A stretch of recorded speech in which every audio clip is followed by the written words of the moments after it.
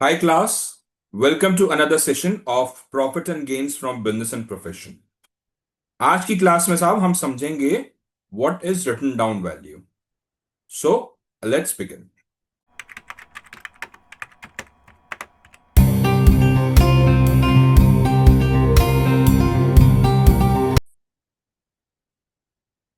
Written down value of assets section 43 subsection 6। आइए साहब समझते हैं। तो कॉमन मीनिंग क्या है? कॉमन मीनिंग के मतलब हो गया रिटन डाउन वैल्यू होती क्या है। ये उनके लिए जो कॉमर्स स्ट्रीम से नहीं है, बट जो कॉमर्स स्ट्रीम से है हमने मेथड ऑफ डेप्शन पढ़ी रखा हुआ है। तो written down value is nothing but it is the current value of the asset after accounting for depreciation. ये मैं आपके लिए एक एग्जांपल बना देता हूं मैं। ठीक है, मेरे पास एक मशीन है M1, मेरे पास एक मशीन है M2, मेरे पास एक मशीन है M3, और ये मेरे पास आ गया टोटल। ठीक है, मैं बोलता हूं 1 अप्रैल 22 पे मैंने एक मशीनरी खरीदी 10,000 रुपए की, 1,000 रुपए की सपोज।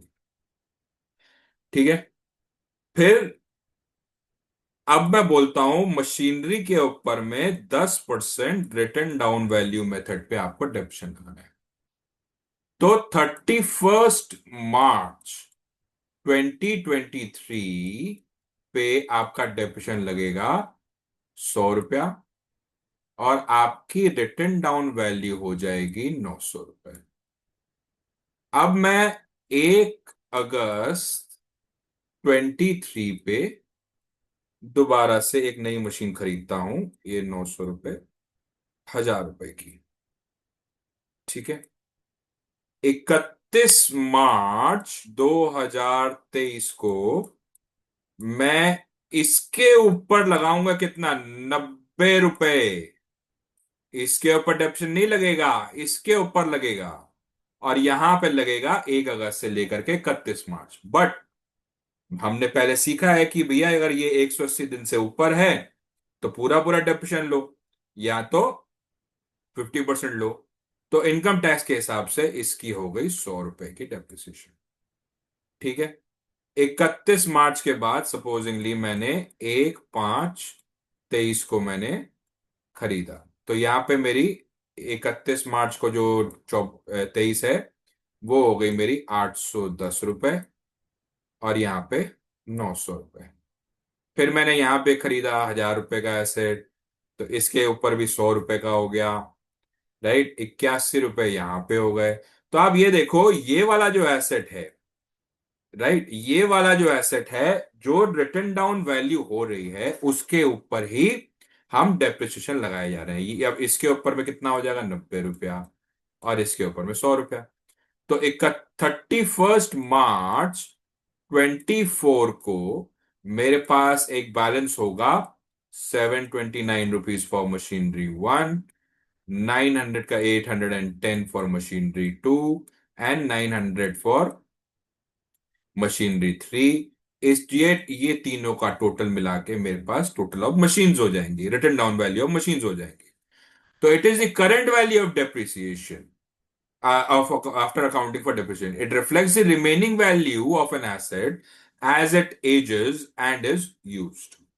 जैसे जैसे यूसेज होती रहती है वैसे वैसे उसकी वैल्यू कम होती रहती है। जैसे जैसे आप गाड़ी चलाएंगे वैसे वैसे गाड़ी की वैल्यू कम होगी। आपने आज एक गाड़ी खरीदी 5 लाख रुपए की, या 8 लाख रुपए की, या 20 लाख रुपए की, आप जैसे जैसे उसको चलाते जाएंगे वैसे वैसे उसकी वैल्यू कम होती जाएगी, रीसेल वैल्यू उसकी कम होती जाएगी। राइट, तो it is also known as book value और नेट बुक वैल्यू। अगर आपको कहीं पे बोले कि भैया बुक वैल्यू ऑफ एसेट्स क्या है, तो ये वही है written down value of assets. ठीक है, आफ्टर चार्जिंग ऑफ डेप्रिसिएशन, या net book value of assets. Written down value according to the mentioned cases, मतलब इन इन केसेस में हमारी रिटन डाउन वैल्यू क्या होगी। Asset acquired by the assessee during the previous year, मतलब कि ये प्रीवियस ईयर के अंदर में अगर एसेट अक्वायर्ड हुआ है तो हमारी रिटन डाउन वैल्यू क्या होगी, वो होगी 1000 रुपया माइनस 100 रुपया is equal to 900 rupees. Right? Asset acquired by the SSE during the previous year, the written down value of asset means actual cost of asset to the SSE, यानी कि 1000 रुपया अगर इस साल के अंदर में आपने लिया है तो. Assets acquired before the previous year. Asset acquired before the previous year. In the case the asset is acquired before the previous year, the written down value would be the actual cost to the SSE less aggregate of all deductions actually allowed in respect of depreciation. मतलब कि ये और ये होगी मेरी written down value. पहले साल में मेरी रिटर्न ऑन वैल्यू ये होगी, दूसरे साल में मेरी रिटर्न ऑन वैल्यू ये होगी, क्योंकि प्रीवियस ईयर्स के अंदर में जब मैंने खरीदा तो मुझे actual cost less depreciation allowed as deduction. अगर इस 100 रुपए की जगह वो आपको 80 रुपया अलाउ करता तो आपकी नेट एसेट वैल्यू आज की डेट में 920 हो जाती. ठीक है. एनी डेप्रिसिएशन कैरी फॉरवर्ड, अगर कोई डेप्रिसिएशन कैरी फॉरवर्ड होता है, is deemed to be depreciation actually allowed.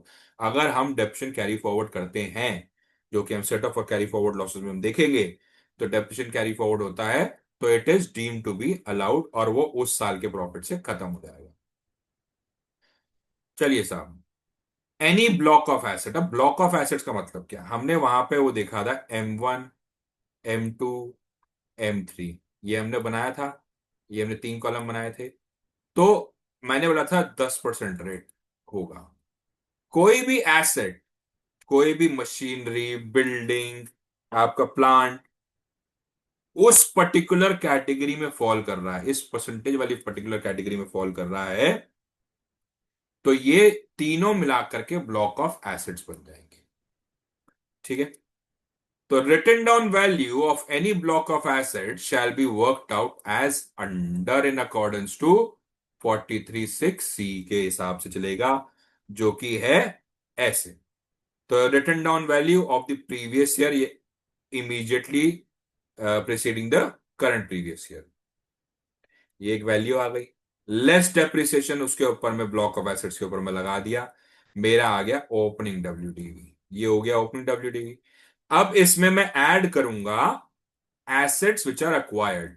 तो आपको याद होगा मैंने M1 के अंदर में 2022 में खरीदा था, तो M1 का रिटर्न डाउन वैल्यू वो 1/4/2023 में यहां पे आ जाएगा 900 रुपया. राइट. उसके बाद मैंने एक एसेट खरीदा था ड्यूरिंग द प्रीवियस ईयर 2022-23 में 1000 रुपया. तो अब मेरे पास जो एसेट की वैल्यू होगी वो होगी 1900 रुपए. Less monies receivable in respect of any asset falling within the block which is sold, discarded, demolished, or destroyed during that previous year, together with the scrap value.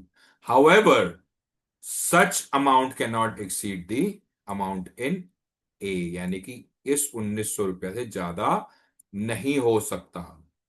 तो मनी, अब मैंने इसके अंदर में से अगर ये वाला एसेट बेच दिया सपोजिंगली, और मुझे मिले उसके 400 रुपए, तो ये बोल रहा है कि ये अमाउंट है. ठीक है. In case of slump sale, actual cost of asset minus the amount of depreciation that would have been allowable to the assessee for any assessment year, as if the asset was the only asset in the block. मतलब asset minus amount of depreciation that would have been allowed to the assessee for any assessment year. हम इसको single, अगर हम slump sale कर रहे हैं तो हम इस एसेट को सिंगल एसेट मान करके उसके ऊपर डेप्रिसिएशन चार्ज करके एक रिटन डाउन वैल्यू निकाल लेंगे. ठीक है. उससे हमारे पास क्या आ जाएगा? Written down value at the end of the year. तो हमने यहां पे फॉर एग्जांपल ये 900 वाला जो एसेट हमने बेचा था, कितने का? 400 का. राइट. तो हमने 400 का एसेट बेचा था. तो अब हमारी जो यहां पे रिटन डाउन वैल्यू हो गई वो हो गई 1500. हमने ये एसेट तो बेच दिया, मगर ब्लॉक ऑफ एसेट्स के अंदर में हमारी वैल्यू क्या हो जाएगी? 1500. तो 1500 के ऊपर में डेप्रिसिएशन आप चार्ज कर लोगे. ठीक है. डेप्रिसिएशन जो इनकम टैक्स रूल्स 5(1) के हिसाब से हैं, उन्हें आप चार्ज कर लोगे।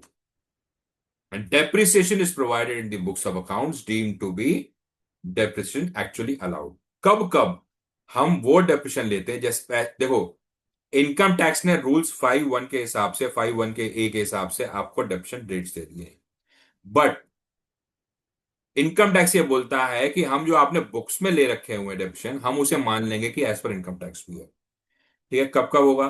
एक्सप्लेनेशन 6 to 43, 6 क्या बोलता है? Actual cost, actual cost of an asset has to be adjusted by the amount attributable to the revaluation of such asset। मैं बोलता हूं कि यहां पे आकर के मेरे पास जो मशीनरी 1 2 3 थी, राइट, मशीनरी 1 2 3 थी, 1 और 2 के अंदर में, ये 1000 रुपए की मशीनरी आज की डेट में मैंने इसका WDV निकाला, 810 रुपए था सपोजिंगली। मैं बोलता हूं नहीं यार, ये मशीनरी टेक्नोलॉजी चेंज हो गई है, इस मशीनरी की तो अब वैल्यू 500 ही लग रही है, अगर मैं बेचने जाऊंगा तो मुझे 500 ही मिलेंगे, या ये काम ही 500 रुपए तक का करेगी, मेरे को कमा के ही 500 रुपए तक का देगी ये मशीन। तो मैं इसको क्या करूंगा, 810 के ऊपर में 500 रुपए के 310 रुपए और डेप्शन लगा करके मशीनरी 500 रुपए कर देता हूं। तो इनकम टैक्स बोलता है हम ये मान लेंगे। The written down value of assets at the beginning of the current assessment year will be the cost less depreciation taken in the books of accounts till the end of the end of the year prior to the current assessment year, यानी कि इस current assessment year से पहले का current इस current year से पहले, assessment year से पहले के प्रीवियस का assessment year. The written down value of asset at the beginning of the current assessment year, मतलब ओपनिंग WDV के बारे में बात कर रहा है। The depreciation actually allowed as above has to be adjusted by the amount of depreciation attributable to the revaluation। तो depreciation actually allowed, जो आपको ऊपर डेप्रिसिएशन बताया गया है, has to be attributable to that revaluation, मतलब उस एसेट से एट्रीब्यूटेबल करता हुआ डेप्रिसिएशन होना चाहिए, 310 रुपया होना चाहिए। ठीक है, अब कॉम्पोजिट इनकम के अंदर में क्या आता है? एक्सप्लेनेशन 7, आपका कॉम्पोजिट इनकम है for the purpose of computing the written down value of the asset acquired before the previous year, the total amount of depreciation shall be computed as computer for of the SSE is chargeable under the head profit and gains of business and profession। composite income scheme के अंदर में आप हो, जहां पे आप composite income देते हो टैक्सेबल के लिए, the depreciation so computed shall be deemed to have been actually allowed to the SSE। तो इसके ऊपर में जो डेप्रिसिएशन मिला वो आपका PGBP के अंदर में कंसिडर कर लिया जाएगा और आपको अलाउ हो जाएगा। एक्सप्लेनेशन 8 क्या बोलता है? While computing the income from manufacturing of T, याद करिए साहब, मैंने पहले आपको ये बताया हुआ है कि टी पे 60/40, कॉफी के ऊपर में 1% है, आपका टोबैको पे 1% है। तो जब मैन्युफैक्चरिंग ऑफ टी करते हैं तो 40% का जो इनकम हमको लेना है from sale less manufacturing expenses. तो अगर सेल 100 रुपया का हुआ और मैन्युफैक्चरिंग एक्सपेंसेस 20 रुपया का हुआ, और अगर डेप्रिसिएशन मेरा 2 रुपया का हुआ, तो मेरी जो प्रॉफिट होगी जिसके ऊपर में मुझे 40% लगाना है, that will be 78 rupees, not 80 rupees. ठीक है, the amount of depreciation calculated as per rule shall be considered. Cases where the written down value will be reduced to nil। Written down value of any block of assets may be reduced to nil for any of the following reasons। Written down value zero कब हो सकती है? Zero कब कब होगी? The monies receivable by the assessee in regards to the assets sold or otherwise transferred during the previous year, together with the scrap value, may exceed the written down value at the beginning of the year as increased by the cost of asset। मेरे पास opening WDV था 900 रुपया, मैंने 1000 रुपए के assets लिए, इस 900 रुपए का एसेट्स को मैंने बेच दिया 2000 में, राइट। तो मेरा अब ब्लॉक के अंदर में क्या है? -100। अब ये -100 तो मैं लिख नहीं सकता, तो मैं क्या लिखूंगा? Zero, written down value zero. all the assets in the relevant block may be transferred during the previous year। अगर मैंने ये दोनों ही एसेट बेच दिए तो मान लिया जाएगा। ठीक है। तो आज की क्लास यहीं तक थी साहब, अगली क्लास में फिर मिलेंगे अगले सेक्शन के साथ। Till then please do like share and subscribe my channel. Thanks for watching, bye bye.